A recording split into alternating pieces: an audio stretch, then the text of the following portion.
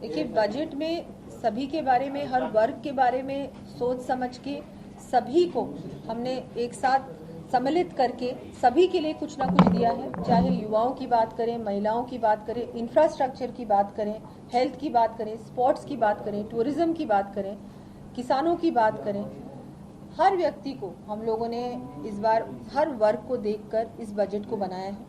और मुझे तो लगता है कि इस बार जितना इंफ्रास्ट्रक्चर कैपिटल एक्सपेंडिचर भी हम लोगों ने 1.5 गुना बढ़ाया है, क्योंकि एक विकसित राजस्थान बनाने के लिए 2047 में विकसित राजस्थान का जो सपना है, जो हमारे माननीय प्रधानमंत्री जी का सपना है पूरे भारत को एक विकसित भारत बनाने का 2047 तक, और यहाँ पर माननीय मुख्यमंत्री जी और हमारी पूरी टीम भी चाहती है, हम सब चाहते हैं, मुझे लगता है राजस्थान चाहता है एक विकसित राजस्थान बने 2047 तक। उसका फाउंडेशन रखने के लिए, उसकी नींव रखने के लिए जो अभी से हम लोग तैयारी करेंगे प्लानिंग के साथ, वो सब चीजें मुझे लगता है इस बजट में है।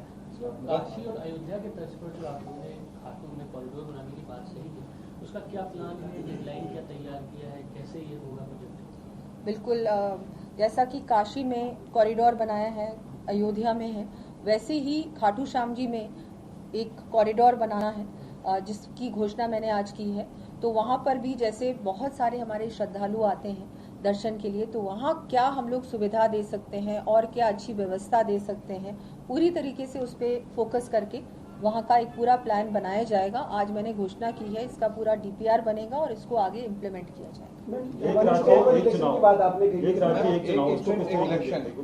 ये पहली बार ऐसा हो रहा है। देखिए, मुझे लगता है हम सब समझते हैं कि ये अच्छी चीज है, ये सब जानते हैं कि बार बार इलेक्शन होना, कोड ऑफ कंडक्ट आना, काम रुक जाना, छोटे छोटे काम रुक जाते हैं, चाहे प्रशासनिक छोटे छोटे काम होते हैं वो रुक जाते हैं, बड़े कामों की तो मैं बात ही नहीं कर रही। तो अगर पूरे स्टेट में एक ही इलेक्शन होगा एट वन टाइम, मुझे लगता है उसका बेनिफिट सबको होगा।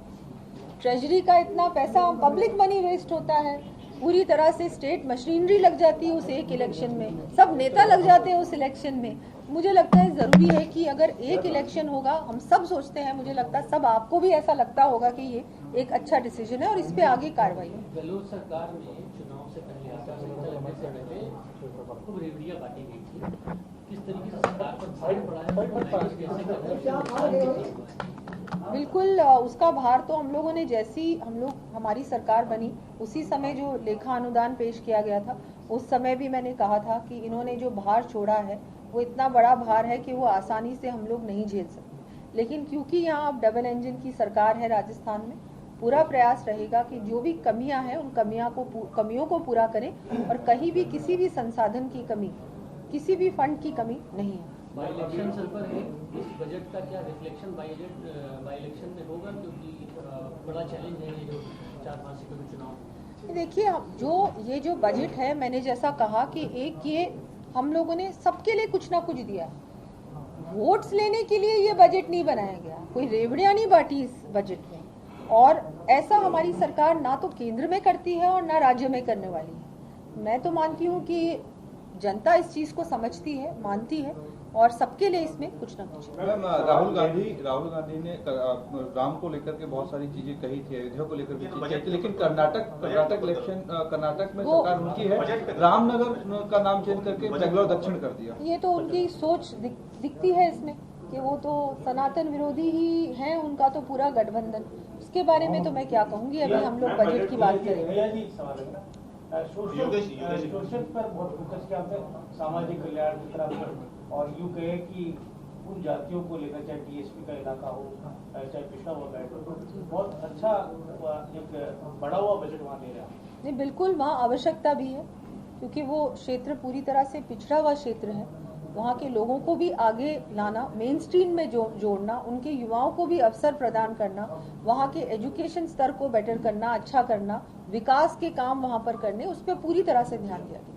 में भी बड़ा 9% करीब बजट कर दिया। बिल्कुल, हेल्थ बहुत महत्वपूर्ण एक क्षेत्र है। मुझे लगता है हेल्थ पे तो हम लोग सब, क्योंकि सबको अफेक्ट करता है, और उस पर पूरी तरह से उसमें कोई कमी नहीं आएगी। वहाँ भी हम लोग जहाँ भी आवश्यकता होगी, चाहे PHCs की, CHCs की, डॉक्टर्स की, चाहे कहीं भी कोई भी व्यवस्था को अच्छा बनाने की बात आएगी हम लोग करेंगे। आज आपने पत्रकारों के लिए बहुत अच्छा काम किया है, आज आपने पत्रकारों के लिए बहुत अच्छा काम किया है, उनको जो गवर्नमेंट की जो स्कीम है उसमें जोड़ रहे हैं। तो एक आपके पास PWD डिपार्टमेंट है, उसमें पत्रकार जो न्यूज बनाने के लिए बाहर जाते हैं उनको ट्रोल, जो सरकार के ट्रोल है उनको माफ नहीं किया जाता, उस पर अगर आप उसको माफ करा सकें उसके लिए देखा जाएगा। आप बिल्कुल मुझे प्रस्ताव दीजिए, फिर देखिए।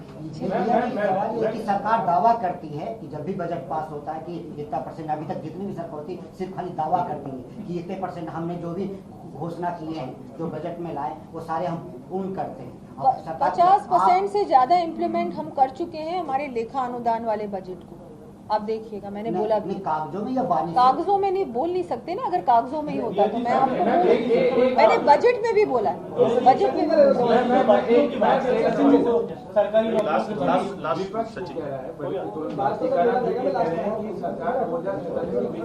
रही है, लेकिन बजट में 5 साल की तस्वीर साफ नहीं हो रही है, इसको लेकर उनके बोलने से कुछ नहीं होता है। उन्होंने 5 साल बिल्कुल ही खोखला कर दिया राजस्थान को हर प्रकार से, उनको कुछ भी बोलने का कोई अधिकार नहीं।